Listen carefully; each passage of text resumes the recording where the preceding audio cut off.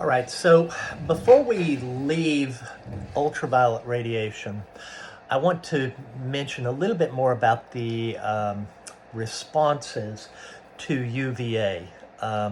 So, what happens is UVA is, we've said, the lowest concentration or lowest energy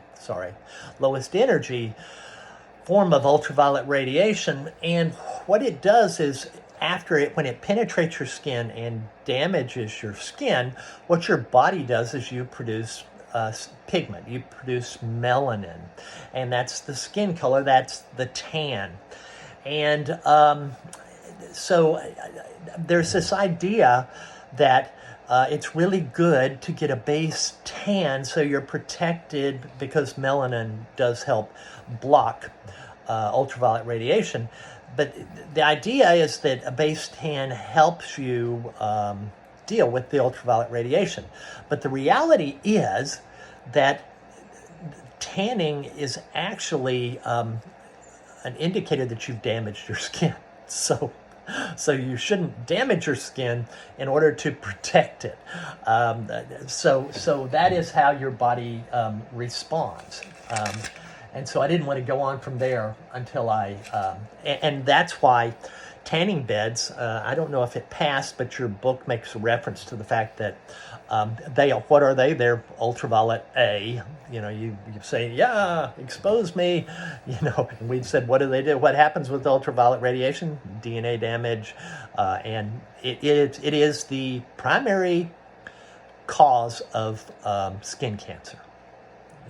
Most things, I teach anatomy and physiology, and I'm always talking about cigarettes. Most of the cancers and things are somehow related to cigarettes. Not skin cancer, it's sun. So anyway, once we get past that. So we'd said, we had talked about ozone, and we had said ozone in the last chapter, we said it's bad. We said when it's in the troposphere down near you and I, it can cause lung damage. But up in the atmosphere, it helps protect us from the ultraviolet radiation, because we had said it interacts with ultraviolet C and ultraviolet B, and so it helps prevent them from making it down to Earth. I'll take a quick look at my notes to make sure I don't forget anything here. Okay, so what about ozone? Ozone is... we have oxygen gas. It's two oxygens together sharing a couple of pairs of electrons. And then we have this weird scenario where you can actually have a third oxygen in there, and there's this weird sort of a electron sharing pattern, which we don't really care about. But because of this, it's unstable. It's not fully comfortable. So it will react very readily. And so the ozone is going to be interacting along with the oxygen. It's going to be interacting with some of these ultraviolet radiations, and protecting us from the ultraviolet radiation. We had said that ozone is rare in the troposphere. That's down low. And we'd said, where do we get it? We get it when lightning, or from hot pavement, rapidly evaporating oxygen or water, and it produces ozone to a small degree. But where is it mostly found? It's in the stratosphere. So we had said, I've been talking about the multi-layered atmosphere, and we said the lowest layer is the troposphere, and then above that we have the stratosphere.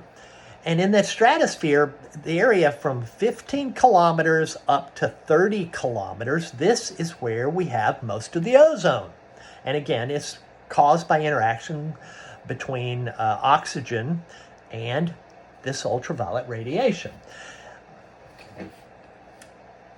So you need a little bit of it. So it's not all, so ultraviolet radiation isn't all bad. You need some of it for vitamin D production, but too much is bad for you as well. Okay, so I'm going to stop right there, and we will start talking about the ozone hole. You may have heard of that.